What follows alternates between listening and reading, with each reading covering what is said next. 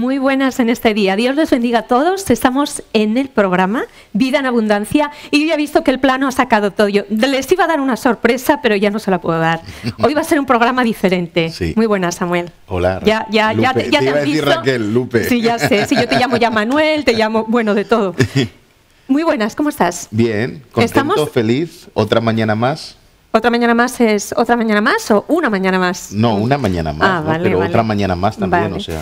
Que saludamos a todos, que venimos corriendo y de repente nos sentamos aquí y uno tiene que conectar y saber para qué está aquí. Desde luego hemos venido para traer una palabra, para bendecirles, pero hoy va a ser diferente. Hoy la sorpresa es que no va a ser una prédica, la sorpresa es que no va a ser una enseñanza, ni va a ser una exposición, sino que hoy vamos a hacerte una entrevista. Y digo, vamos a hacerte una entrevista Pero a ti. yo tengo que predicar. No, y eso lo enseñar. haces en la iglesia, lo haces en No, otro pero momento. a ver, todos los jueves tengo que... Ya, pero ¿sabes qué pasa? Hoy Estos- quería hablar de vacío. Pues vacío te vas a quedar hoy, porque vas a darlo todo. Pero fíjate ¿Me que... tocará hacerlo la semana que viene? No sé si vendrás. Yo ya, es que es eso. Pero ¿quién me manda estoy aquí? haciendo dueña del El hombre programa. manda, no la mujer, ¿no? No, aquí manda quien viene. Esto es como los perritos. Donde van, toman territorio. Y ya, como nos ha tocado a Manuel y a mí trabajar tanto aquí, pues hoy digo yo, vamos a hacer algo diferente. Sí, bueno, este año habéis venido mucho vosotros, ¿no? Mucho, Porque hemos mucho viajado bastante. Ahí está. No, es que estés en casa viendo el programa, es que estás por ahí, seguro. Por eso yo cada vez que me dicen, yo hago así como los gatos, que van a pasear, que van a salir, que van a predicar. Yo hago así. Pasear, es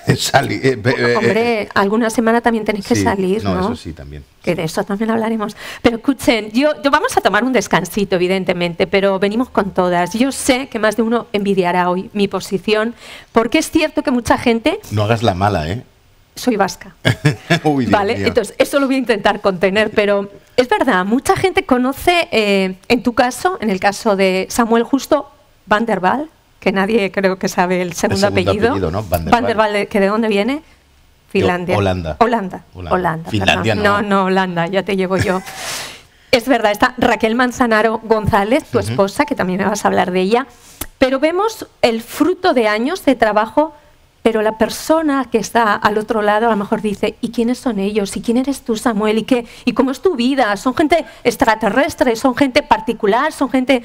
Hoy les vamos a desgranar cositas aquí, todo depende de él, porque yo voy a tirar preguntas y él va a tener que ser Oye, sincero. espero que esto no sea prensa rosa ni nada de eso, Esto ¿no? es salsa verde, porque nosotros le damos esperanza, de rosa nada. Esto es Ok. salsa verde cristiana y vamos, iba a traer una Biblia para que tú pusieras tu mano y dijeras, prometo decir la verdad, toda la verdad y nada más que la verdad. ¿no? Yo sé que lo vas a hacer. Bueno, el iPad tiene también la Biblia, así Pues que... ahí está, con la mano. Pero hoy vamos a hacer algo eso, diferente Ok. porque yo digo, pensando en ti, yo pensaba un poco, jolín, yo llevo 18 años con vosotros. Voy a tener que pensar en irme, ¿eh? Esto es mucho tiempo. 18 años. Y es cierto que uno puede decir aquí que por el fruto los conoceréis. Y es verdad. Son 18 años que llevo yo, pero lleváis más de ministerio. Sí. Y en todo ese tiempo uno ve muy de cerca lo que ha pasado y uno dice, jolín, ya hay 6 iglesias Río de Vida en activo. Hay programas de televisión en Esperanza TV.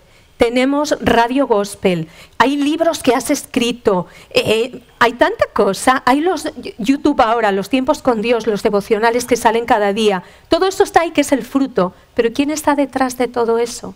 Entonces, les voy a dar un descansito para que corran, cotilleen, comenten, pasen el mensaje, pero vamos a regresar enseguida a contarles a la gente y a preguntar cositas que muchos, estoy segura, quieren saber. Vale, pero no seas mala, ¿de acuerdo? Lo de mala es la genética. Quiero decir, yo intento ser buena, por eso estoy en el Señor, y el Señor me corrige y me cambia. Pero yo sé que si yo dejara el micrófono a mucha gente, te harían preguntas tan básicas. Dímela, ¿cuál es tu comida favorita? Ok. Porque dímela, dime, ¿no? O sea, sí, tu comida Mi favorita. comida favorita, Sí, la que más me gusta. la que más te gusta. Pues a mí me gusta la pasta Tomen nota. con frutti di mare.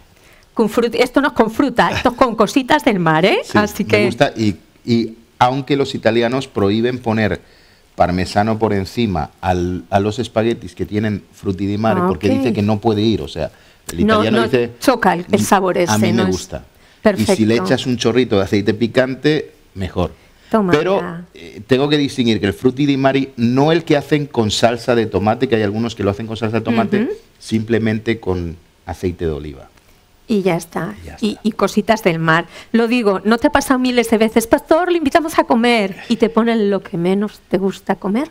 Sí, bueno, a ver, a mí una cosa que odio es la bechamel y la leche en la comida. Tomen nota. ¿De acuerdo? Tomen o las nota. comidas Cachis. sobrecargadas con mayonesa, por ejemplo. No, me cuesta mucho comerlas, ¿de acuerdo? Las como pues porque no hay más remedio, ¿de acuerdo? Pero bueno, siempre tengo a mi mujer al lado que ella me... Qué buena cocinera. No, cuando estoy en una situación, ella conoce mis situaciones críticas en la comida. Vale. Y ella ahí pues me salva un poco el cuello de alguna manera, ¿no? Pero sí que es verdad, hay comida, por ejemplo, las comidas, ella es francesa española, ¿no? Pero ella sabe cocinar mucho en base a la cocina francesa, que por cierto, no sé si te has enterado que hay en Francia en este momento una crisis. ¿Te enteraste? No. No hay mantequilla. Oh, Dios mío, sin mantequilla. Sí, de verdad, están los supermercados, ¿En serio? Hay etiquetas en los grandes centros comerciales que ponen no hay abastecimiento suficiente de mantequilla. ¿Y eso? Se están dejando de hacer croissants, es noticia. Lo que pasa que estamos es como todos si nos quitan el aceite de oliva. con el puchi en Bruselas y estamos pensando todo en el puchi, pero hay una crisis muy fuerte porque hay una demanda exterior. Hay países pobres que están empezando a importar muchas cosas, países que no tienen vacas y necesitan leche, lácteos y necesitan mantequilla. Y hay una crisis en este momento impresionante. Ya es más información. Ya. Y Raquel es experta en cocinar ese tipo de comidas francesas, ¿no? Pero a mí no me gustan. O sea, a mí me vas a invitar y me pones, por ejemplo, un espagueti a la carbonara, ¿de acuerdo? Que está basado con leche. Pues a la gente le encanta. Ideas. Yo no puedo, o sea, no insistas. Bien, entonces, bien. Luego, por ejemplo, con los quesos soy muy particular, ¿no? No como todos los quesos. A mí me gusta el queso parmesano, ¿de acuerdo? El parmesano de verdad, ¿de acuerdo? No esos sucedáneos que venden tipo grana padano y todo eso, que es una imitación, ¿no? El parmesano, me gusta el queso Gouda holandés, pero el tierno, ¿de acuerdo? No el semicurado, el tierno. Esto es porque su mamá es holandesa, ahora nos lo cuenta. Y después me gusta el quesito la vaca que ríe. Oh, ¿ves? Eso te lo daban de pequeño, entonces. Y el otro día probé por primera vez, hace 6 o 7 meses, probé por primera vez el queso manchego. Pues yo soy muy reacio a los quesos y no lo había probado. Y como soy reacio y voy a lo que me gusta, no pruebo cosas nuevas. Mi mujer, por ejemplo, es algo nuevo, lo prueba. A mí no me gusta probar cosas nuevas porque de repente tiene un sabor malísimo y a mí me da pánico el sabor. Y probé el queso manchego y digo, rayos, está bueno. Qué rico. Y me lo comí, ¿no? O sea, que es bueno probar pero más cosas. No, porque a mi mujer compra quesos de esos en Francia que le aplastan los gusanos y todo ese rollo y que huelen terriblemente, ¿de acuerdo? Pero a mí ya se me está... Vamos, solo una pregunta, imagínense, pero oye, a tener en cuenta, el hombre, ya no el pastor, le invitan a comer y le voy a poner un bote de mayonesa. No, denle lo que quiere, que es lo bonito, poder alimentar a la persona que viene. Entonces, solamente un mini descanso, estamos de vuelta, pero ahí sí le vamos a entrar desde el principio con un poco de historia que la gente quizá... Sí, la gente tiene que saber. Bueno, la hay, es tu vida, la hay. Así que volvemos enseguida.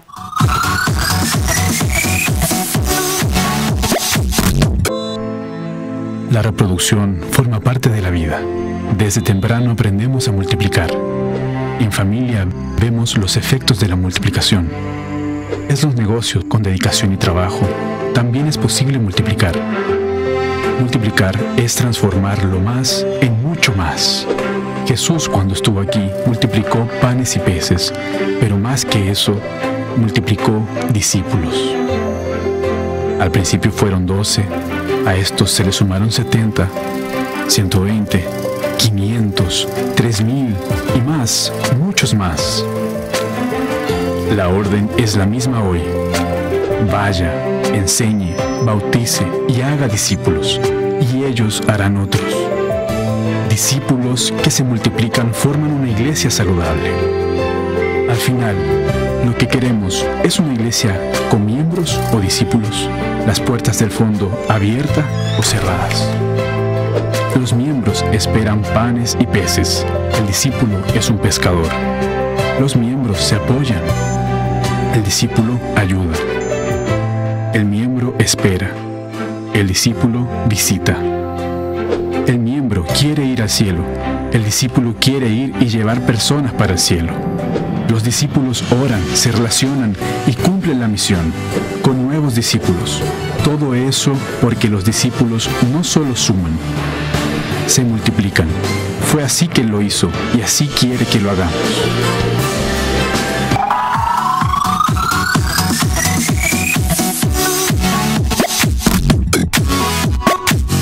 Ya estamos de vuelta. Les hemos dejado un tiempo breve porque hay que resumir todo esto, intentar ser lo más breve posible, pero que nos cuentes cosas de ti. Yo sé que hay mucha gente que hoy nos está viendo y que de verdad nos pasa, ¿sabes? A una persona que predica, que está en tarima, que corre, que sale en las redes sociales, que lleva años de trabajo y tú siempre estás corriendo, Samuel. Pero ¿qué pasa en tu vida? ¿Cómo fue tu infancia? Porque la gente no sabe a veces ni que tus papás son pastores, ni que de dónde vienes tú. ¿Cómo fue tu infancia? Bueno, mi infancia, yo nací en Murcia, soy murciano. Mis padres fueron pioneros de algunas iglesias. Mis padres comenzaron la primera iglesia evangélica de Cieza, de Murcia, pentecostal, de Lorca, de Águilas, prácticamente, y de Asturias, de Oviedo. Ellos comenzaron las primeras iglesias en esos lugares. Hace muchos años mi madre estuvo involucrada en el nacimiento de la primera iglesia pentecostal Asamblea de Dios de Alicante, que actualmente es Cristo Vive. O sea, han estado prácticamente involucrados en mucho de las primeras iglesias, ¿no? Mi infancia fue en Murcia, fue un poco complicada porque fue en los años de franquismo-transición. Yo siempre cuento que estuve en un colegio de niñas. Como no hay un colegio en Murcia, en el Malecón, en Nuestra Señora de los Desamparados, todavía lo recuerdo con mucho cariño ese lugar, pero era un colegio netamente de niñas. Y por ser evangélico, al no haber sido bautizado en la Iglesia Católica, no me permitían la entrada a ninguna escuela. Porque digamos que el que no había sido bautizado es como si no tuvieras partida de nacimiento. Sí. Es una historia que había en aquel tiempo, ¿no? Entonces, un colegio de niñas me adoptó. Y bueno, pues iba yo a esa iglesia, a esa escuela de niñas. Tenía un compañero que era bautista, que él está ahora mismo en Murcia, es un amigo de muchos años. Y los dos estábamos en clase, todos eran chicas y éramos los dos únicos chicos prácticamente, ¿no? Y así pasé toda mi infancia, ¿no? Entre chicas, fue muy divertido. Esa es la razón por la cual yo no entiendo de fútbol, yo no sé de fútbol. O sea, yo me voy con los hombres a ver el fútbol, me quedo mirando, ellos hablan, gritan y todo eso, pero yo me quedo así como no le veo el mínimo interés, ¿no? Y nada, y así fue un poco mi infancia, ¿no? Fue también dificultosa porque mis padres lo daban todo en la obra, como es normal, también a nosotros en la manera que podían, ¿no? Pero fueron momentos complicados, difíciles. La iglesia que había antes no es la iglesia que hay ahora. Los problemas que habían antes no son los problemas que hay ahora, ¿no? Entonces todo se llevaba de una manera más compleja, ¿no? Pero ¿Eras el raro? Quiero decir, el hecho de ser cristiano, papás pastores, mamá misionera, porque ni de España, venía de Holanda. ¿Eras un raro en aquel tiempo? ¿Te sentías como el raro? Sí, o sea, para empezar, en la escuela no entendían lo que era una iglesia evangélica. Lo peor de todo es que la Iglesia Católica se había encargado de decirle a todo el mundo que nosotros éramos una secta de estas raras y todo el rollo, que son las mentiras de la Iglesia Católica de siempre, que tristemente los españoles se creen una y otra vez. Sí. Pero era lo que había. Entonces, de alguna manera me discriminaban por ser evangélico. Lo que pasa, yo estaba muy fuerte con mi fe. Yo todas las noches oraba, leía la palabra desde muy pequeño y no me importaba. Yo entendía que eso era parte de lo que se vivía y que los que éramos de verdad íbamos a ser perseguidos. Y fue complicado, ¿no? Complicado luego también crecer, no hacer lo mismo que los otros chicos hacían. Sobre todo en la adolescencia. Claro. Luego también tuve un problema porque pasé de un colegio privado que era de chicas a un colegio público donde me encontré el percal de la gente, de todo el tipo de educación. Era completamente diferente, era una situación mucho peor y a mí me chocó, ¿no? Fue difícil. Ahí descubrí mis primeras peleas. Descubrí cómo la gente venía a pegarte por nada, mientras que en el colegio las chicas nunca te pegaban ni nunca. Pero en el otro lo descubrí. Son más buenas las chicas, a tenerlo en cuenta, sí, bueno. Evidentemente. Y una pregunta, pero ya naciste en cuna de cristianos, sí. Es que a veces uno dice, ¿cómo te convertiste con 20 años, con 10? Evidentemente tiene que haber un momento donde tú dices, hey, que yo quiero esto para mi vida, que yo quiero seguir a Dios. Yo creo que tenía entre 8, 10, 11 años más o menos, no recuerdo exactamente la edad, yo me recuerdo que era muy pequeño, y mi padre estaba en la Plaza San Andrés de Murcia, había una iglesia pequeña evangélica, que era la primera, pentecostal, y cabrían 10, 12 personas en el lugar, y mi padre estaba predicando, y un día yo decidí entregar mi vida a Jesús, y yo me recuerdo que él hizo un llamado y el único que se levantó fui yo. Wow. Entonces me hizo pasar adelante, me hizo hacer la oración, y aquel día yo lo cuento como el día que yo entregué mi vida a Cristo. Qué bueno. Claro, ahí empieza a pasar el tiempo, y déjenme que les lleve adelante, porque si no, decides servir al Señor, pasan los años, conoces a tu princesa. Sí. ¿Qué pasa ahí? Cotilleo y salsa verde. ¿Cómo conoces a Raquel? ¿Cómo fue ese momento? Que yo ya lo he oído, pero creo que es muy bonito contarle a la gente, porque dentro de toda la historia estamos hablando de seguir en el orden de Dios. Sí, bueno, yo me enamoré de una muchacha en Holanda. ¿De acuerdo? Borren eso, por favor. No, me enamoré de una muchacha que era la hija de un pastor, y empezamos en Holanda como aquel que dice, a salir juntos, a estar juntos. Yo estaba de vacaciones ahí 2 o 3 semanas o un mes, y estábamos en la misma casa porque nos habían alojado, y tenía una casa muy grande en una granja, y yo me enamoré de ella, ¿no?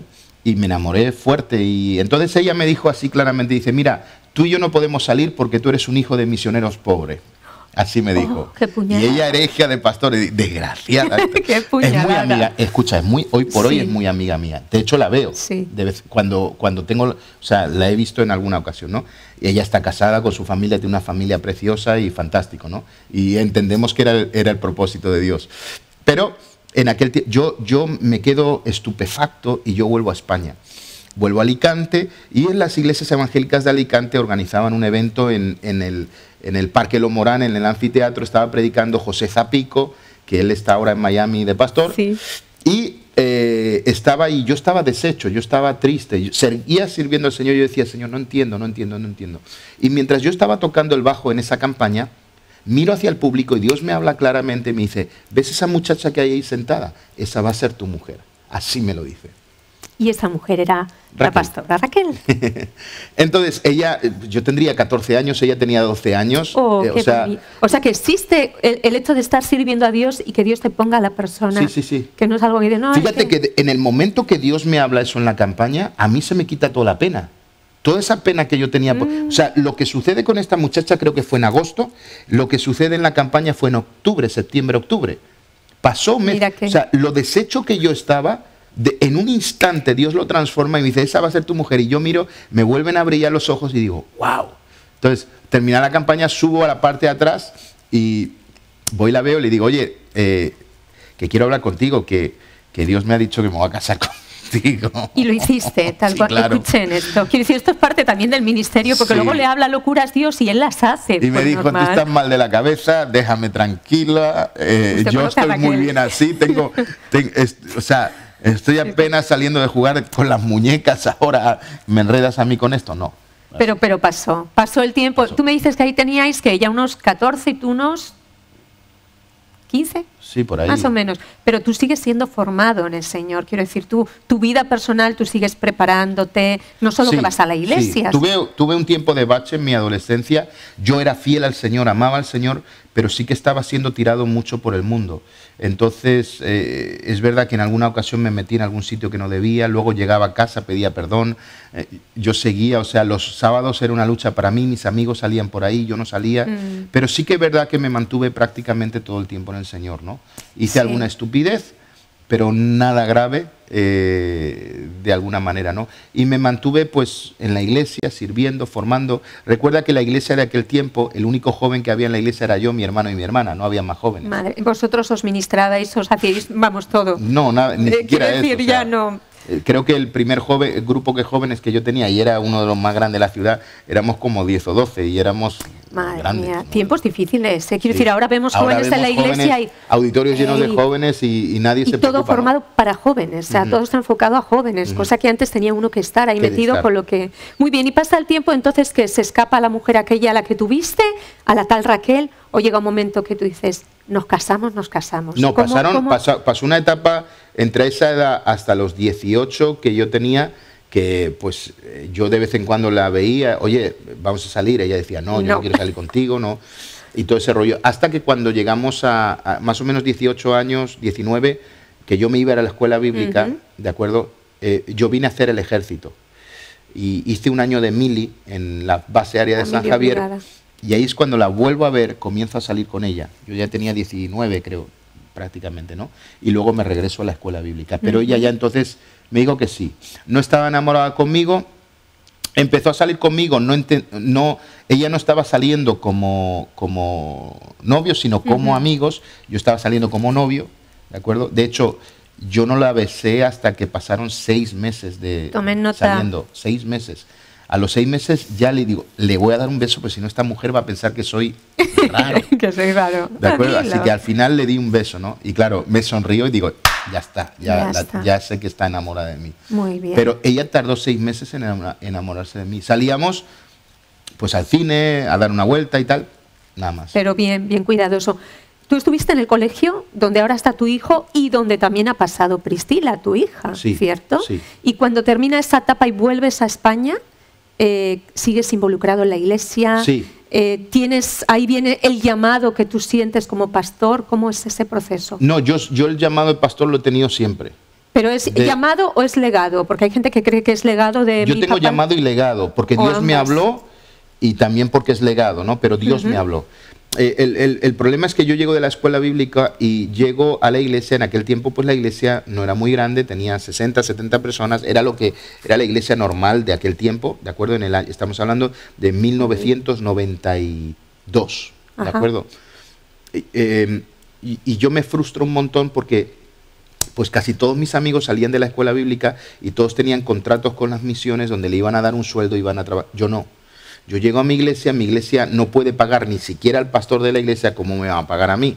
Entonces, llego a una situación crítica donde yo tengo que buscar trabajo, tengo que salir adelante y yo me frustro en ese momento. De hecho, me frustré tanto que un día fui a ver a un hombre que se llama Alberto Araujo, que es uno de los patriarcas de la obra, como aquel que dice, fue un hombre, ¿no? Porque él está con el Señor ya. Y le dije, oye Alberto, estoy enojado, he escrito a todas las misiones, nadie da un duro por mí, nadie da nada por mí, yo no sé, ¿será que Dios no quiere que le sirva? Y ese hombre me dio una respuesta que no me gustó nada, ¿de acuerdo? Pero que fue la respuesta más maravillosa que me podía haber dado nadie. Me dijo, mira, trabaja 8 horas para el mundo, trabaja 8 horas para Dios, y el día que Dios te conceda estar a tiempo completo, serás uno de los hombres más efectivos y que más trabajan en la obra. Y cierto que fue así, porque quiere decir, la gente que no te conoce cree que dijiste un día, soy pastor, voy a abrir la iglesia, pero al menos cuando yo te conocí tú estabas trabajando, de hecho salías mucho al extranjero, estabas ya casado con Raquel, ya tenías tus niños, pero era, o sea, eso lo cuento yo que lo he vivido y también lo tengo, pero venías en una moto, venías en un coche destartalado, venías desde Alicante hasta, o sea, todo lo que hay antes, cuando yo vi ya comenzada la obra en Torrevieja, pero ha habido un coste, ha habido un precio a pagar, porque tú has estado trabajando secularmente mucho tiempo y ya estabas manteniendo una familia. Sí, de hecho el coste que he tenido ha sido fuerte. Una de las cosas que más me culpo es no haber visto a mis hijos crecer los 10 primeros años. Entonces, entiendo que ha sido parte de Dios y ahora estoy viendo cosas en mis hijos que quizá otros padres no tienen oportunidad de ver. Entonces, una cosa por la otra, ¿no? Bien. Pero me da pena el no haber visto, no poder haber acompañado a Raquel en esos momentos tan complicados cuando ella tenía que ir con 2 bebés a todas partes y a veces iba en autobús. Y yo tenía la moto destartalada con la que iba a Torrevieja, tenía un coche destartalado y encima de todo por años estuvimos pagando de nuestro sueldo el local que habíamos abierto. Así que fueron, sobre todo esos años primeros fueron muy complicados, muy difíciles. Luego también estuvimos en mucha soledad porque no había gente que no quería relacionarse con nosotros por otras cosas, ¿no? Y no querían relacionarse con nosotros y fueron años de mucha soledad, pero en esos años de soledad yo entiendo que es como el Adulam de David, ¿no? Fue un tiempo donde Dios nos levantó, nos unió a gente que iba a ser, en este caso como vosotros, como otros muchos que vinieron, que iban a ser generales en el ejército que Dios nos había dado para capitanear todo lo que tenemos, ¿no? Ok, gente que no sabe, estabais en Alicante, pero hay un día que decidís que por lo que sea hay que empezar en Torrevieja. Quiero decir, es como que de alguna manera hasta te sueltas de tus padres para decir, ahora me toca a mí, ahora me toca con mi mujer comenzar una obra. Ahí entendí, sal de tu casa, sal de tu parentela y vete a la tierra que yo te mostraré. O sea... Y te mostró Torrevieja. Sí, no, Dios no te muestra. Acuérdate que Dios no te muestra, te saca de... Sí, ¿de acuerdo? Entonces, uno obedece y ahí es donde sucede. Sí, en Torrevieja se convierte una persona a través de la radio. Una solo. Y ahí comienzo, mi padre dice, mira, hay una persona, vas a alimentarla y de repente pues, se puede abrir un punto de misión. Dije que sí. Entonces, una vez que fui enviado por mi pastor, ¿de acuerdo? Porque eso es muy importante. Hay gente que se levanta sin ser enviada y va a llegar un momento que fracasen y van a querer volver atrás a ver pruebas de quién los envió, no las van a tener y se van a desmoronar. Totalmente. Pero yo fui enviado y entonces llegué a Torrevieja y me di cuenta que Torrevieja era una ciudad, por la historia que tiene, donde había dos tipos de gente. Estaba la gente del pueblo, pero también había... date cuenta que, ¿recuerdas los tiempos del 1, 2, 3? Regalaban pisos en Torrevieja y todo eso, ¿no? Bueno, claro, ¿vale? Yo escuchaba eso, sí. Se armó una movida donde la gente del norte y la gente de Madrid compraba piso en Torrevieja, sí. ¿De acuerdo? ¿Qué ocurrieron? Muchas de esas parejas se divorciaron y tú tienes ahora mujeres del País Vasco viviendo solas o de Madrid viviendo solas o hombres porque su matrimonio se rompió, uno se quedó con la casa de la ciudad y otro se quedó con la casa de la playa, ¿de acuerdo? Entonces, yo vi una ciudad que estaba sumida en el dolor de la ruptura y yo vi un lugar donde el Evangelio necesitaba entrar y así es como entré. Y entonces, ¿cómo fue ese tiempo? Porque hoy ya digo, la gente que está viéndonos ahora ve a través de internet los domingos las prédicas en Río de Vida, ve todo lo que hay, pero es demasiado lo que hay, lo que Dios ha dado. Pero el comienzo nunca fue así. No. El comienzo, ¿qué exige de ti en ese momento? ¿Qué exige de como todo, pastor, como persona? Todo, o sea, exige el tiempo, el dinero, las energías, las fuerzas, todo un cúmulo de cosas. O sea, si yo hoy tuviera que pasar por lo mismo, yo no lo haría. No lo harías. Qué bueno que te mandara a Dios a salir sin saber. Ese es el tema, que Dios es listo. Es verdad. Entonces Dios te manda a algo que tú no entiendes. Y ahora, si yo ahora sé, de hecho, si hubiera sabido lo que iba, probablemente no hubiera ido. Me hubiera quedado en mi trabajo, hubiera hecho dinero y hubiera servido al Señor desde otro plano. Pero Dios provoca eso, porque fue muy difícil. De hecho, acuérdense, Río de Vida nace un año con una sola persona. El segundo año éramos 3. El tercer año, 1 o 2 de esas personas se fueron porque dijeron esto ni en iglesia ni en nada. El cuarto año comienzo con 12 personas en un local, ya éramos 12, ahí es cuando llegáis vosotros, ¿no? Más o menos. Y así continuando. Que no me pregunten a mí lo que yo vi, porque quiero decir... Hombre, me recuerdo a aquella mujer que se fue de la iglesia en ese cuarto año, yo abro el local, las sillas eran de esas de madera de carpa, sí, ¿te acuerdas? Sí, sí. Que yo para hacerlo más bonito, pues pintamos cada una de un color, para hacer algo más bonito. Teníamos 2 pales en el escenario, un piano, la escuelita dominical era en el baño, no nos daban agua el ayuntamiento y teníamos en el baño con cubos de agua que teníamos que traer o garrafas de agua. No había cartel en la iglesia porque no teníamos dinero ni para comprar un cartel. ¿De acuerdo? Eso era nuestra iglesia. Y una mujer dice, yo me voy de esta iglesia porque ustedes, las sillas son duras, porque no hay agua en los baños, porque no hay carteles. Y se marchó de una manera triste. Y a mí me dolió en el alma que una persona, en vez de decir, oye, te voy a apoyar con lo que estás haciendo, no valoro lo que estás haciendo y me marcho. Sí. ¿No? ¿Tú crees que hay pastores, y ahí me meto yo, que hoy en día piensan, bueno, tengo un llamado pastoral, voy a abrir mi iglesia, pero ya tiene que ser lo máximo? ¿O hay que morir en el corazón a decir, hay que empezar por donde sea, porque yo tengo un llamado? El problema aquí es que es lo que la gente busca, ¿no? Yo quiero que me pongan una iglesia, me pongan púlpito, me pongan el local y me pongan la gente. El problema es que si tú no pagas el precio desde el comienzo, tú nunca vas a valorar lo que Dios te ha dado. Entonces, el gran problema de esa gente que son levantados súbitamente y les dan un lugar, les dan... Luego, a la hora de ser confrontados... Mira, yo estoy viendo alrededor mío gente que ha caído profundamente en temas de pecado, aún en temas de muerte, de suicidio y otras cosas, pues se les entregó todo así. Sí. ¿Qué ocurre? Que cuando uno ha visto todo nacer, ha pagado un precio, en el momento que tiene delante la posibilidad de pecar, en el momento que tiene delante la posibilidad de terminar con todo, lo piensa más de 2 veces porque vio todo nacer.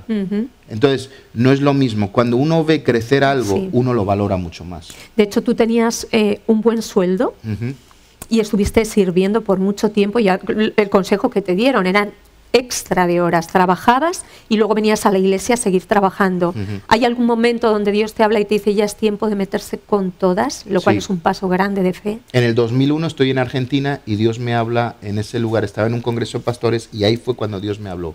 Pero no pude hacerlo efectivo hasta un año después porque había una iglesia X que tenía una deuda con mi empresa muy grande, de miles de euros. Entonces yo tenía que, yo no iba a dejar mal testimonio, yo quería que saldaran toda su cuenta y cuando saldaron toda su cuenta, yo me marché después de 6 meses de haber enseñado a hacer mi trabajo a otra gente y me marché de la empresa. Ok, y ahí empezó la cosa ya de cero. Quiero decir, es que lo que quiero que se ahí cuando sucede, yo ya tenía la iglesia nace en el 96, en el 2002 me pongo a tiempo completo, pero en el 2002 pierdo todo lo que tengo, ¿vale? El 2002, 2003, 2004, 2005, 2006 fueron años de vivir con 3 euros al día.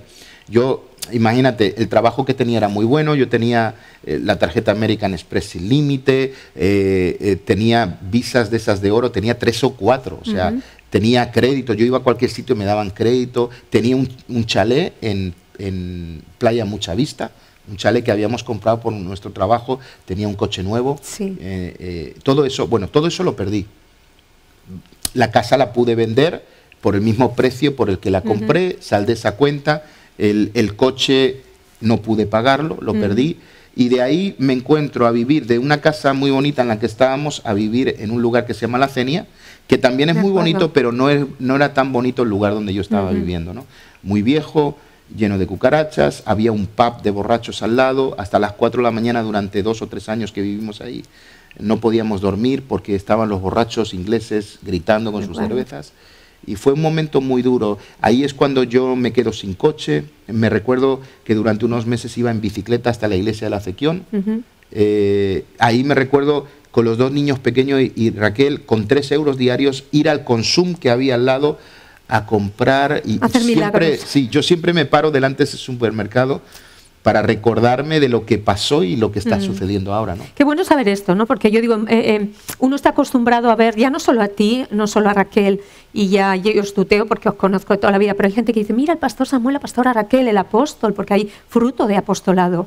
Pero ¿cuántos vemos en tarima, cuánta gente vemos en tarima y no tenemos ni idea del precio que se ha pagado? Y es cierto que tiene que haber un fondo, un principio donde uno ha pagado tanto valor de su vida que luego las cosas se valoran más. Incluso la gente, que a veces cuando vemos criticamos o vemos, mira, es que ¿cómo vivirá? ¿Cómo? Habéis tenido que renunciar hasta a algo grande que tenéis en la vida. Hubiera sido tan fácil seguir viviendo bien en aquel tiempo y no pagar el precio. Pero el precio, yo lo vi, el precio era dejar todo y dejar niños pequeños que podían haber tenido todo el sustento. En ese momento es como que todo es frenado por la obra de Dios. O sea, es un precio a pagar muy alto. Y en ese momento vosotros os mantuvisteis. Sí. Teníais claro lo que teníais que hacer. Teníamos que hacerlo. ¿Y qué era lo que Dios te había hablado en sueños a ti de lo que venía? De tu llamado, si no uno lo está haciendo a lo loco también. Vale, ¿no? yo cuando estaba en la escuela bíblica en el 2º año, Dios me habló y yo diseñé, incluso lo llegué a escribir de lo que Dios nos iba a dar, ¿no? Entonces, en ese tiempo donde no se veían plantación de iglesias, donde no se veían ese tipo de extensión, Dios me habla de una serie de cosas. Y ahí es donde yo comienzo a trabajar en base a lo que... Y fíjate, yo venía de una mentalidad de una iglesia toda la vida... que pues eso, que era la iglesia, martes oración, jueves estudio bíblico y domingos celebración. Lo típico, que no está mal, cuidado, no estoy criticando ni nada de eso, está súper bien, pero de ahí yo tengo que empezar a idear algo completamente diferente. Y yo comienzo a ver en el sueño grupos. Habían grupos de a 1000 en diferentes lugares, ¿de acuerdo? Y luego veía cómo Dios traía esos grupos de a 1000 de diferentes lugares a un solo lugar enorme. Entonces, Dios comienza a mostrarme una estructura que en ese tiempo no era lógica creerla. Habían denominaciones, pero no habían ese tipo de estructuras. Y ahí es donde yo empiezo a diseñar todo y lo empiezo a trabajar, aunque hasta después de casi 20 años no comienzo a ver el modelo formándose. Que ahora uno dice, madre ahora mía, vas el modelo formando, está... sí. Ahora está la parte más fácil por ver, ¿no? En un sentido. Hay una realidad que tú eres pastor, pero es verdad que eres apóstol. Y yo creo que se ha tirado tanto por tierra y se ha mal usado tanto esta palabra. Primero te pregunto, ¿tú crees que en la iglesia siguen en pie los 5 ministerios? ¿O es como mucha gente dice, no, eso quedó en el pasado, eso ya ¿Crees que los 5 ministerios debieran ser parte de la Iglesia? Y deben seguir, o sea, necesitamos los 5 ministerios. Pero tenemos que ir al centro de cada uno de los ministerios. El evangelista gana almas, el profeta profetiza, el pastor cuida de las almas, el apóstol extiende el reino, ¿de acuerdo? Sí, y tenemos el maestro enseña y equipa al cuerpo. Entonces, tenemos que mantener esas cosas, ¿de acuerdo? Alguien que está pensando en misiones, alguien que está pensando en extenderse, que está trabajando por eso, es un apóstol. ¿De acuerdo? De hecho, la palabra misionero no está en la Biblia. Para mí un misionero es un apóstol. Sí. O sea, lo que pasa es que parece que a la gente le ha dado miedo de usar eso, ¿no? Sí. Y luego también porque tenemos el background o el pasado de la Iglesia Católica, tanta jerarquía. Y cuidado, tristemente nos estamos metiendo en mucha jerarquía también y no debemos tener jerarquía en el cuerpo de Cristo. ¿De acuerdo? Sí que es verdad que hay personas en autoridad, pero no debemos jerarquizar tanto la Iglesia, ¿no? Y debemos, nuestro Señor es Cristo, ¿no? Y hagamos todas las cosas en orden, en sujeción los unos a los otros y trabajemos, y cada uno dentro de su función, ¿no? Pero tiene que seguir existiendo. Es verdad. Y si hay un apóstol, en este caso estás tú y estás en la Iglesia, yo he visto gente en años que recriminaban el hecho de que pues mis pastores no están en la Iglesia, están saliendo fuera, Es cierto que es diferente cuando hay un llamado solo a pastor, y no digo solo menguando esa labor, sino es cuidar ovejas, a cuando hay una visión apostólica. Claro. Tiene que salir. Es lo que hay que entender. Y es más, hemos equivocado y hay un cuidado de las ovejas que se ha delegado a los pastores, ¿de acuerdo? Y no es así. Hay un cuidado, sobre todo las ovejitas bebés no son cuidadas por el pastor, son cuidadas por las propias ovejas.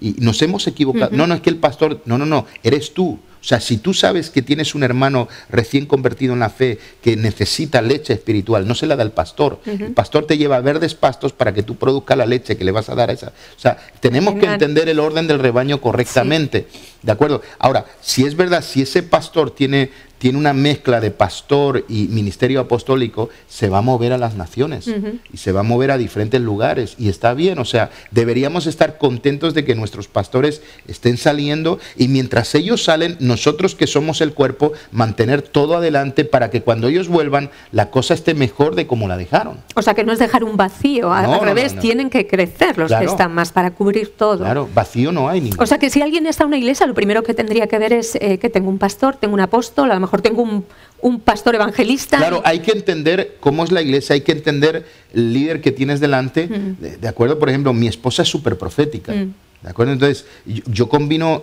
la pastora porque se puede combinar, así como hay pastores que son maestros. Claro. Entonces, escucha, en esa iglesia va a haber mucha enseñanza y está bien. Hay pastores más proféticos, va a haber mucha palabra profética, ¿de acuerdo? Hay pastores más apostólicos. Ese hombre siempre va a estar hablando de extender la visión, de extender para arriba, para adelante, ¿no? Entonces, hay que entender la idiosincrasia de lo que se está moviendo delante nuestra y respetarla y orar por esto. Hay que reconocer y saber, ¿me entiendes? Claro, y eso le pertenece a la oveja que está en el lugar. Claro. Si yo estoy y exijo, quiero un pastor, tengo que saber si ya lo que tengo no solo un pastor, tengo un apóstol. Y es verdad, y el apóstol sale mucho y va a tener la cobertura. ¿Qué es lo que pasa? Que el apóstol lo que va a crear es una estructura donde hayan líderes que estén pastoreando a la gente, que es como lo tenemos nosotros. O sea, yo pastoreo, pero también donde no llego, hay otros que están pastoreando por mí y está bien. ¿Cuántas iglesias hay ahora mismo en Río de Vida? Sabemos Río de Vida Madre, vamos a decir en los Montesinos. ¿Cuántas iglesias hay en este momento? Y lo digo porque ya hay. Creo que hay 6, ¿no? Hay 6, sí, por eso para ti es abrir. Sí, hay 6 con la iglesia madre. Sí, en diferentes puntos. Evidentemente hay en Guardamar, en Elda, en el Altet, en Alicante. En la ciudad, en Torrevieja, y hay una que es de rusos, también hay que está. Sí. Entonces la idea es seguir adelante en eso. Sí, se están uniendo más iglesias. Sí que nos gustaría pues crear lo que son los movimientos de Iglesia Río de Vida en diferentes lugares. Una vez intentamos en Elche tenemos que regresar, en la capital acá también, en un montón de lugares estamos deseando poder abrir, pero con el modelo Río de Vida, que es un modelo que creemos que va bastante bien, es el que Dios nos dio, ¿no? Es el que Dios, claro, y no hay que seguirlo. No es el mejor, pero es el que Dios nos dio. Una pregunta para ti, y vale que bíblicamente, por ejemplo, en Primera de Timoteo habla del perfil, de las características de un líder, habla de un obispo, hoy en día sería un líder, un pastor. Para ti, y por supuesto no va a ir en contra de la palabra, pero con los años que has vivido, con el tiempo que llevas, sabiendo que incluso se levantan pastores en tu ministerio, porque al ser un ministerio apostólico, evidentemente vas a tener que decir, oro, busco, este puede ser un pastor. ¿Cuáles son las características o el perfil que debe tener un pastor? Bueno, la Biblia habla claramente de ellos, o sea, marido de una sola mujer, lleno del Espíritu Santo, un hombre que no es dado al vino, un hombre que no ama el dinero, o sea, todos esos detalles. Creo que es un hombre que sabe gobernar bien su casa, porque si no sabe gobernar su casa, ¿cómo va a gobernar la Iglesia de Cristo, no? Entonces, esos son los perfiles que buscamos. Que el hombre sepa más o no, mira, conozco tantos listos que tienen un desastre familiar y no deberían estar delante ministrando, no deberían estar, ¿de acuerdo? Conozco súper predicadores que predican y abandonaron a sus esposas. Wow. No se puede. No se puede. No, pero está ungido hablando. Claro, me da igual, me da igual. O sea, yo de hecho, siempre que viene un predicador ahora a predicar Río de Vida, la primera pregunta que le hago no es dónde estudió, no es dónde ha predicado, no es cuánta gente tiene en su iglesia, le pregunto cómo está tu familia. Híjole. Nada más. Porque si su familia no está bien, ¿de acuerdo? No lo quiero predicando. Porque es su casa. Si su casa, o sea, ¿qué me va a decir un tipo que la casa no la tiene bien? Nada. Es verdad. Entonces, busco un poco eso. No es tanto lo listo que sea, lo elocuente que sea, sino lo honesto, lo sincero y el corazón que tenga. Ahí está. Yo digo, porque está en la Biblia, pero a la hora de tener, en parte tú estás en esa responsabilidad de, bueno, a ver, ellos pueden ser pastores sirviendo. Tú tienes que conocer el corazón y tienes que tomar la decisión delante de Dios, o sea, no cualquier cosa. El que solo es pastor y ya está, pues cuidar sus ovejas, está ahí en la iglesia, pero cuando hay un ministerio apostólico tienes que estar mirando qué tienes debajo. Vaya a ser que se eche a perder algo, no es un peligro.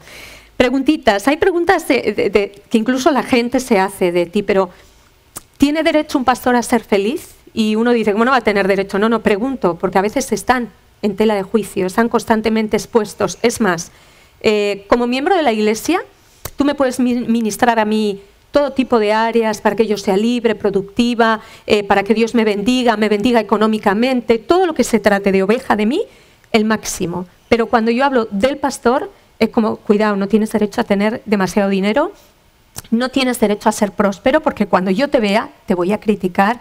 ¿Cómo se maneja todo eso? ¿Tú entiendes lo que pasa? Bueno, a mí me ha tocado vivirlo muy bien, muy claro. A veces incluso mejor de lo que, en este caso, Samuel y Raquel lo pueden haber vivido, ¿no? Yo tengo derecho a todo como oveja. Tengo derecho a cambiar de trabajo en mi iglesia donde me paguen más. Tengo derecho a todo porque busco lo mejor en Dios. Bueno, yo un día lo dije, le dije...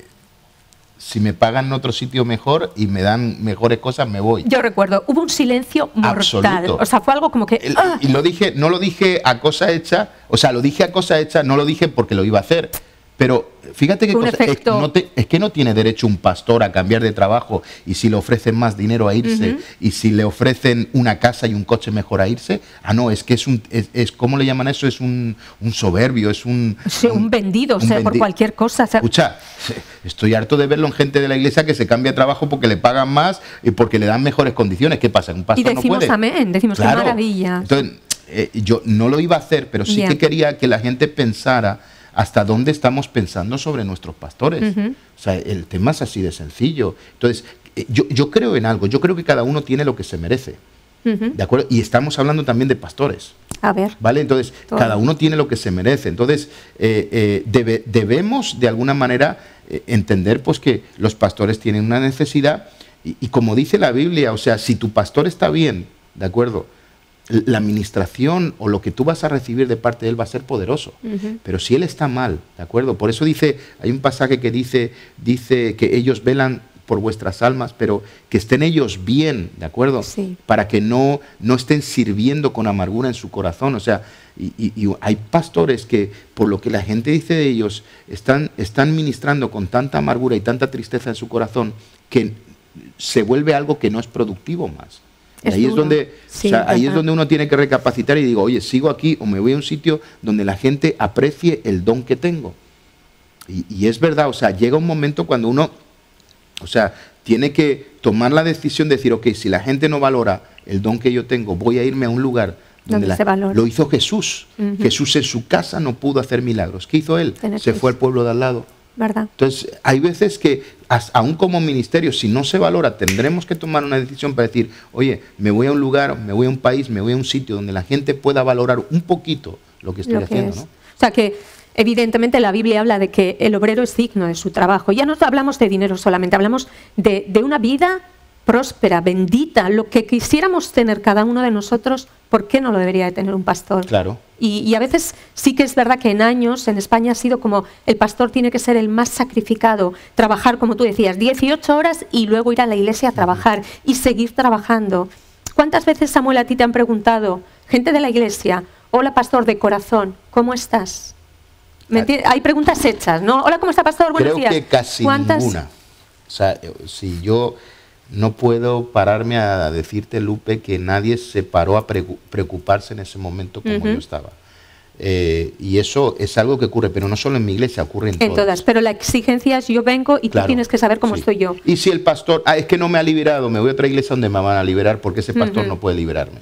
Me está saliendo la vasca, pero es que estas son cosas que uno lleva años viendo. Ahora, Dios es justo. O sea, Dios es justo. O sea, Dios no pasa ni... Yo sé que Él no pasa ni una sola cosa. Yo no tengo que buscar venganza, yo no tengo que buscar juicio. Yo sé que Dios es justo, ¿no? Pero eso sucede. Pero un pastor de multitudes, y cuando digo un pastor de un matrimonio pastoral de multitudes, ¿puede llegar a sentirse solo en ese aspecto? Sí, estando con tanta gente.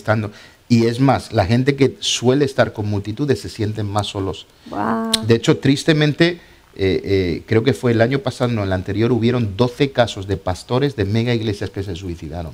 Tremendo. O sea, para que un pastor llegue con un ministerio tan fuerte, que llegue a un momento de decir, oye, termino con mi vida, ¿qué es lo que pasó? ¿No era salvo? ¿No creía en Dios? Sí, lo que pasa es que llegó un momento de soledad tan fuerte y le absorbía tanto que toman una decisión fatal que no se debería jamás tomar.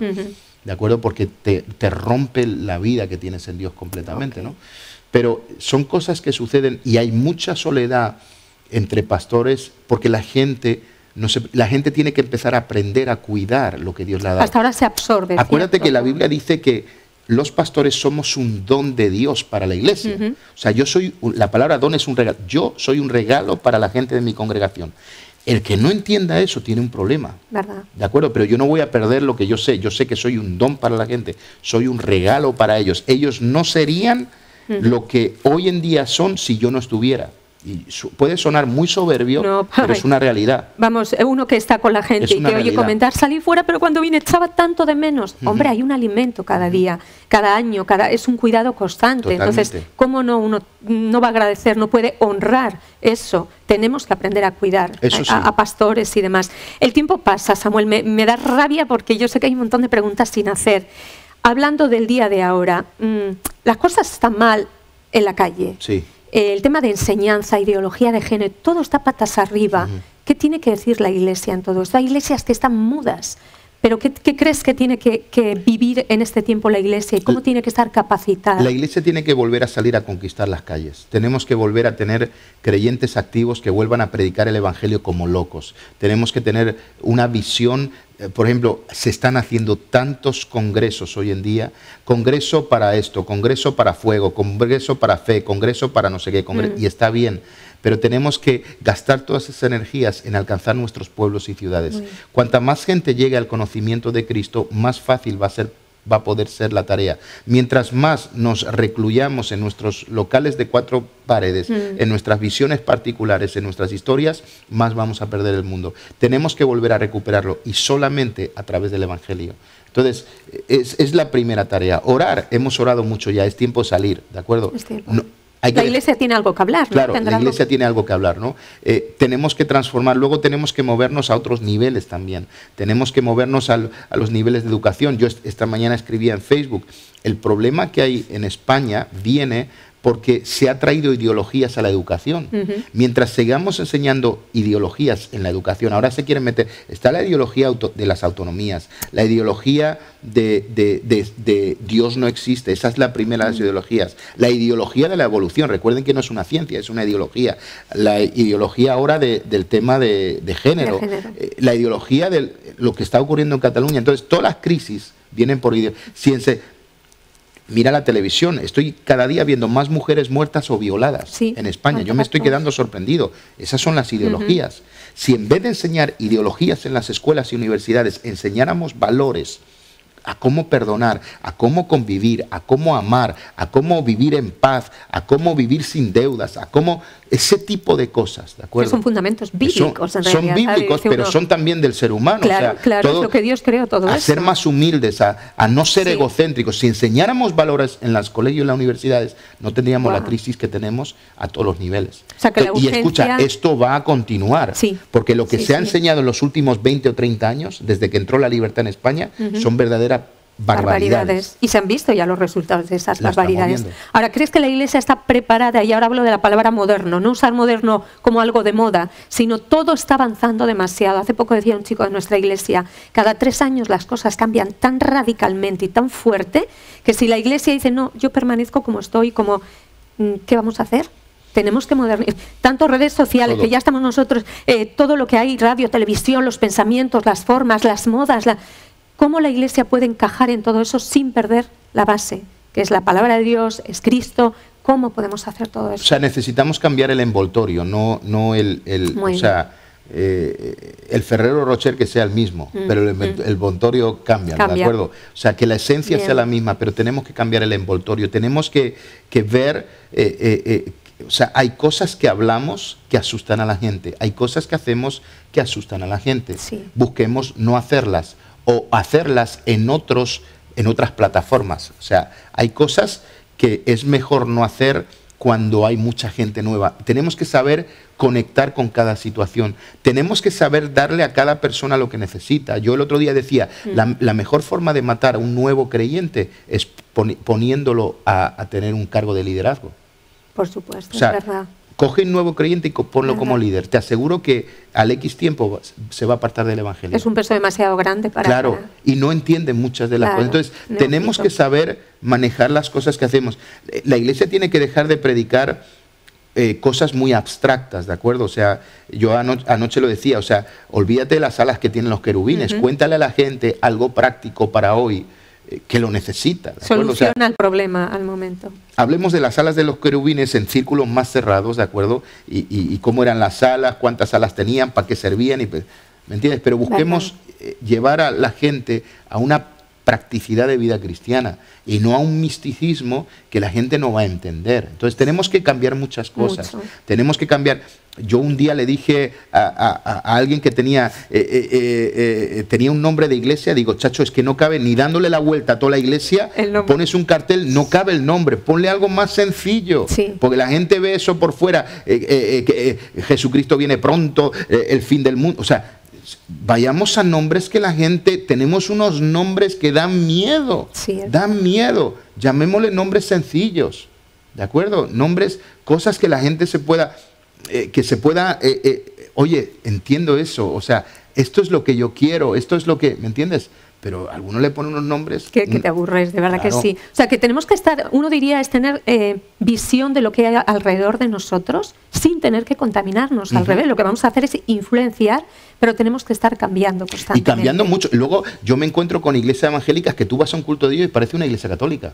Yo no iría. Yo hablaba eso contrario. Yo hay iglesias donde solo ver a las personas, yo no voy. Las veo. Yo he visto algunos programas de televisión últimamente, y no voy a mencionar, no es acá, pero en medios seculares, donde yo vi el culto que hicieron y dije, rayos, somos idénticos que la iglesia católica. Esto parece una misa. O sea, hemos vuelto a tomar escucha, salimos de ahí... ¿Qué pasó? O sea, nos hemos vuelto locos, no podemos hacer esto más real, no podemos hacer esto menos ritual, no podemos hacer esto donde haya una expresión de amor, una expresión de unidad, una expresión de adoración, una expresión... se nos está complicando todo. Todo. Nos toca cambios. Casi terminando. Samuel, ¿cuántos años de ministerio ahora mismo? ¿Más o menos 20? No, de iglesia 21. De iglesia. ¿Vale? De ministerio comencé en el año 93, que fue cuando me casé, hasta ahora 24 años. Vale. 25. Próximos, voy a poner a corto plazo, próximos 5 años, si Cristo no viene antes, próximos 10 años, pasa el tiempo. ¿Qué esperas? ¿Qué se puede hacer? ¿Qué sueñas? Porque creemos que ha habido un llamado y en el llamado Dios susurra cosas y sella cosas. ¿Qué esperas de ver? Yo sueño con varias cosas. Una es un avivamiento. Yo sigo creyendo en eso, aunque el nombre es muy viejo, ¿de acuerdo? Y muchos ya no creen. Creo en un crecimiento de la iglesia como nunca antes y tener mucha gente preparada para eso. Y creo que es un tiempo donde debemos extendernos plantando nuevas iglesias en todo el país. En todo el país y en toda Europa. O sea, bueno, Europa necesita volver a ser impactada por el Evangelio, ¿no? Entonces eso es lo que yo estoy mirando hacia adelante. O sea, que siempre que te proyectas a algo, la mente está diciendo, hay más, hay que seguir adelante. Sí, Europa si no, es el nombre. Europa. Yo creo que España tiene algo poderoso dentro de pues todas las cosas que tenemos que cambiar, pero España tiene algo poderoso que Europa necesita. Muy bien. Entonces tenemos que pensar en Europa. Robando segundos. ¿Qué te hace feliz? ¿Qué me hace feliz? Bueno, lo primero que me hace feliz es ver mi familia bien. Cuando mi familia no está bien, no estoy del todo feliz. Lo segundo es saber que he hecho lo que tenía que haber hecho en ese día de parte de Dios. ¿De acuerdo? Y tercero, ver vidas transformadas y vidas salvadas. O sea, eso es lo que me hace feliz. Qué bueno. Y si tuvieras el poder para erradicar algo que espiritualmente lo hay, ¿no? Pero si tú dijeras, venga, la varita, para decir, hay algo que es tan feo que lo quiero sacar ya. El diablo lo sacaba ya. Bueno, mira, vale, ahí acabamos el problema. No, o sea, claro. Vale, sí, es verdad, muy bien, pero ahí Dios dice, no, ahí tiene que estar el príncipe de las tinieblas, como dice, no, el diablo va a estar ahí, pero si uno dijera, tengo que quitar algo, ¿no? Algo que veo que contamina, que es feo, sabiendo que la obra la hace ahí el diablo, pero ¿qué quitarías? Yo quizá quitaría en el mundo, es que depende de dónde, ¿no? Pero si hablamos del mundo, yo quitaría la apatía para que nos volviéramos a encender con la pasión de Cristo. Muy bien. Y creo que lo más importante, si la iglesia se vuelve a apasionar por Jesús, las cosas van a cambiar. Necesitamos volver, y no estoy hablando de fanatismo por Jesús, estoy hablando de pasión por Jesús, que es diferente. Muy bien. Pero yo erradicaría lo que es la apatía y todo eso. Y si hablamos de familia, ¿crees que la familia es más importante que Dios? ¿Dios más que el ministerio? ¿Qué orden? No, para mí el orden es Dios, segundo familia, mi familia, y tercero la iglesia. ¿Y la iglesia puede llegar a minar la familia o hay que tener muy claro que la familia hay que cuidarla, el tiempo de ocio, el tiempo de estar juntos? Sí, yo por ejemplo soy muy radical en eso. Yo tengo un día libre a la semana, lo paso con la familia y yo me impuse eso porque yo vi que estaba perdiendo mi familia por no hacer las cosas bien, pero yo no lo sabía. Entonces yo impuse una serie de cosas, ¿no? Intentamos no hablar de la iglesia en la casa. La casa es libre de radiación eclesiástica, ¿de acuerdo? Y sobre todo pasar tiempo con ellos y por lo menos un día a la semana tener un tiempo donde comemos juntos, salimos juntos, compartimos juntos y... Muy bien. Te vemos delante siempre de un micro, delante de gente, delante siempre por ahí. Tú le tienes que hablar a un solo pastor y darle el mejor consejo que te sale del corazón. Y sale del corazón, que si no sale un juicio. ¿Qué le dirías a un pastor para este tiempo? Que es algo que Dios te pueda estar hablando a ti, algo que estás aprendiendo y a veces dice, me encantaría poder. ¿Qué le dirías a un pastor para este tiempo que vivimos? Yo creo que tenemos que atrevernos a entrar en lo desconocido, a sencillamente dar el paso que tenemos que dar para entrar en algo nuevo que Dios quiere hacer y tenemos que atrevernos. Y yo lo que le invitaría a todo el mundo es a eso. Oye, voy a dar ese paso. Todos sabemos que tenemos que dar un paso. O sea, aquí hay una cuestión, es que todos estamos sintiendo de parte de Dios que hay algo que yo tengo que hacer. No sé lo que es y no sé hacia dónde va, pero tengo que atreverme a salir de esa cajita en la que estoy o ese mundo en el que he creado y dar un paso más. Yo creo que si todos como cuerpo, como pastores, como familias, damos ese paso y rompemos un poco esa limitación, vamos a ver cosas impresionantes. Qué bueno. Entonces, eso le está hablando a cada uno de algo que sabe que tiene que hacer. Hazlo. Muy bien. Última cosa, me quedo con cosas ahí, les digo, me quedo a la mitad. Última cosa, si yo te digo la palabra... Yo pensé que me ibas a preguntar el dinero que tengo en mis cuentas bancarias. Bueno, si me dejan unos minutos la tengo, ¿vale? ¿Tienes dinero en Suiza? No. ¿Cómo es tu vida económica? Y porque hay gente que dice, estos viven, vamos, yo le veo que tienen los quilates de oro que le chorrean por ahí, y de todo se habla, porque eres público, y cuando estás en público y estás expuesto ahí, la gente nos largamos a decir todo lo que queremos. Entonces, a nivel familiar, a nivel económico, ¿cómo es tu vida? A ver, mi vida es bien sencilla. Si les cuento cómo es en este momento, les puedo decir que me quedan... ¿Qué día es hoy de noviembre? 9, 10. 10. Me quedan exactamente 480 euros para pasar el mes. Por favor, vamos a hacer una recogida. No, pero te digo, me quedan en el banco 480 euros para terminar el final de mes, ¿de acuerdo? Eso es lo que me queda. A lo mejor alguno dice, yo tengo mucho más, pues eso es lo que me queda. Mi casa es un piso normal, un piso de 4 dormitorios que alguien me regaló, ¿de acuerdo? Hace muchos años. Yo no pude comprarla después de lo que les conté. Yo tengo esa casa, me la regalaron. Es un piso normal en un pueblo que se llama Montesinos, en una 3ª planta,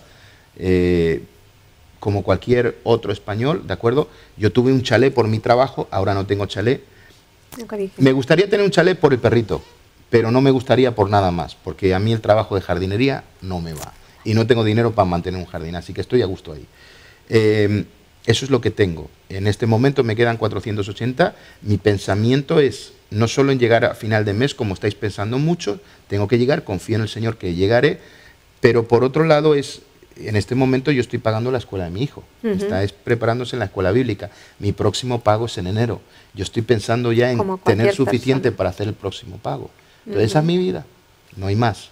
Entonces, si hay gente que cree que yo tengo cuentas bancarias en Suiza o como los otros que salieron en la isla de Caimán, no la tengo. Ahora, ¿y por qué no uno podría tener más cantidad? Yo creo que si le pregunto a cualquiera, ¿a usted le gustaría tener 3.000, 4.000 euros de sueldo? Y por supuesto, y nadie va a decir nada, siempre que tu amor no sea el dinero. Pero ¿y por qué un pastor no podría tener un poco más de alivio? Vale que así entiendes perfectamente a cualquiera que pasa una situación de necesidad, pero yo sé que vosotros tenéis que hacer matemática para vivir en la vida familiar, personal. O sea, es así. Ahora voy más allá. En la iglesia, ¿cómo crees que debe manejarse la contabilidad, el dinero? Sabiendo además que en las iglesias evangélicas no tenemos ayuda del Estado, que aquí hay que... ¿Cómo crees que para llevar las cosas transparentes, cara delante de Dios, en orden, tienen que estar llevadas en una iglesia? Yo creo que las cosas tienen que estar llevadas bien desde un inicio, ¿no? Lo hagas de una manera u otra. Conozco gente que publica sus cuentas y son deshonestas. O sea, y conozco gente que no las publica y son honestas. Conozco gente que las publica y son honestas. O sea, hay de todo. O sea, no por el hecho de que alguien las publicó son buenas o son malas, ¿no? Yo creo que nosotros, por ejemplo, todo está en Hacienda. O sea, lo bueno que tenemos, das fe todos los años. Y somos, creo que según te dicen siempre en Hacienda, somos los únicos que lo hacen, ¿de acuerdo? Sí, pero siempre lo metemos. ¿Por qué? Los resultados están ahí. Si Hacienda no nos juzga, es porque va todo bien. Ellos revisan todas nuestras cuentas y ya saben cómo es Montoro. ¿De acuerdo? Montoro lo revisa todo. ¿De acuerdo? Pero así es como lo tenemos. Yo creo que yo rindo cuentas a mi país, rindo cuentas a Hacienda de lo que hay y tiene que ser llevado de esa manera, ¿no? Y nada más, tiene que ser llevado con orden, con honestidad. A mí me han dicho pastores amigos de otros países de Latinoamérica, tú deberías cobrar mucho más. Deberías, digo, sí, pero si yo cobro más, no le doy oportunidades a otros a servir. Si yo cobro más, no podríamos tener lo que ahora tenemos. Si yo cobro más... Entonces, es un momento donde a mí me toca sembrar, a lo mejor lo que de verdad debería tener, sembrarlo en este tiempo para que la obra crezca. Porque no es un tiempo quizá, el día de mañana quizá Dios me dé la oportunidad de tener más para no estar pensando en lo que me queda hasta final de mes. Lo que todo el mundo piensa, y no hablamos del Dios dinero, hablamos de poder vivir desahogadamente. Y sí es verdad que en eso a mí me sale la muy vasca, y yo digo, hay gente a la que me encantaría, siendo cristiana, pero decirles... Esta es la realidad, no lo que yo escucho, no lo que a veces uno comenta por ahí, en cuanto a vosotros, por ejemplo. Entonces, yo digo, es bueno saber que uno está viviendo muy en orden delante de Dios y que encima tienes la carga de cómo se paga cada cosa en la iglesia, que no es poco, créanme. y todo eso se está llevando en orden y en corrección. Y ahí sí que hablo yo, que ya no es dentro de la entrevista, pero si yo como cristiana viera algo que está en desorden, creo que me agarraría los pelos. Por eso me encanta poder hoy traerte a esta entrevista, poder hablar de todo y hablar de esas cosas que la gente considera muy delicadas y que son rápidos mucha gente a hablar, ¿no? Yo una de las cosas que sí que hago en la iglesia, dentro de los que lleváis la contabilidad y hacéis todo este tema, yo tomo las decisiones de pagos, eso sí. Lógico, pero es algo que me enseñó Cash Luna. Sí, sí, sí. En unas conversaciones que yo tuve con él, dice: Samuel, decide lo que se va a pagar, porque hay veces que no hay dinero bastante, ¿de acuerdo? Y uno tiene que, entre comillas, torear y saber a quién pagar y quién no pagar, mientras que una persona que solamente tiene un trabajo de contabilidad no lo va a saber. Totalmente. Pero el pastor sí sabe lo que es urgente y lo que no es urgente. Entonces, yo, por ejemplo, siempre tomo: oye, paga esto, paga esto, paga esto. No hay dinero, tranquilo, yo llamo a este y lo retengo. Pero de esa manera se va haciendo, ¿no? Fíjense si es complicado llevar una casa a nivel contabilidad, que una vez dice, ¿cómo hago números? Una iglesia, honestamente, entre comillas, es un negocio, es una empresa en ese sentido, y uno tiene que hacer maravillas y lo vivimos, ¿no? Nosotros hacemos exactamente lo mismo que hace cualquier empresa. Sí, sí, y a nivel papeleo y todo, lo más correcto. Los papeles es lo mismo, el dinero no es el mismo. Pero todo es exactamente. Pero fíjate, todo esto tiene que ver con un llamado. O sea, qué gracioso que un llamado no sea me levanto, me preparo una prédica, voy a hablar, sino que tiene toda una vida, toda una responsabilidad, un testimonio. Es algo que realmente eso es lo que Dios respalda, a fin de cuentas. Cuando ustedes ven predicando, y qué palabra tan buena, son horas de preparación, pero es una vida de integridad, 100% en familia, en lo personal, en lo privado, en todo, ¿no? Una última palabra para terminar, y con muchas preguntas que me dejo yo aquí. La palabra imposible, ¿dónde queda en tu diccionario? Bueno, imposible no hay nada, ¿de acuerdo? Porque si Dios está con nosotros, no hay nada imposible. Sí que es verdad que a veces tenemos situaciones imposibles, pero yo creo que con la oración, con la palabra y con la voluntad de Dios podemos hacer aquello imposible posible, ¿no? Pero, bueno, habrá que seguir. Yo por muchos años me he encontrado con cosas imposibles de verdad. Pero por experiencia les digo que para Dios no hay nada imposible. Y sencillamente sigamos creyendo y sigamos entendiendo que Dios tiene el control de todo, y veremos cosas extraordinarias suceder. Muy bien. Jo, cuántas preguntas quedarán en el tintero. Yo sé, pues habrá que repetir y añadir, ¿no? Porque yo sé que la gente quiere saber, y vamos, porque no es Rajoy, sino aquí están llamando también por teléfono. Díganle que... Pero tenemos que saber el trasfondo de toda la vida para luego abrir la boca. Es muy importante conocer antes de poder, y decir cualquier cosa, y encima que nuestro corazón cambie para aprender a honrar, a cuidar, como tú decías. Si usted tiene pastor, va a saber que su pastor le cuida. Qué bonito sería que usted le dé la vuelta y diga, pues ahora voy a hacer yo la otra parte, que también es honrar, conocer y bendecir a mis pastores. Mira, y animar a la gente a hacerse preguntas sobre sus pastores, pero hazte las correctas. O sea, preguntar antes de decir. Todos nos preguntamos, ¿y cuánto ganará mi pastor? Uy, dólares. Pero pregúntate, ¿y cuánto le está faltando para llegar a final de mes? O sea, cambiemos las preguntas, ¿de acuerdo? Y busquemos, oye, ¿estará mi pastor bien hoy? O sea, es muy fácil decir que mal predicó hoy. Pero ¿por qué predico mal? Claro. Si para ti es malo, pero igual pasó algo. Tenemos que aprender mucho de esto y aprender a respetar, a valorar, sí, a sacar aquellos ministerios que no son de parte de Dios, pero los que son, tenemos que estar ahí siendo columnas para seguir adelante. Así que terminamos aquí, Samuel, y me quedo con la primera parte, ¿eh? Creo que posiblemente en algún momento haya segunda parte. La gente quiere saber más y verás que me van a hacer preguntas a partir de hoy. Así que, pues a ver si otro día tenemos otra oportunidad. Muy bien, pues muchísimas gracias por venir. Y gracias a todos los que nos ven y nos escuchan en este día. Esperamos haber sido de edificación y bendición para vuestras vidas.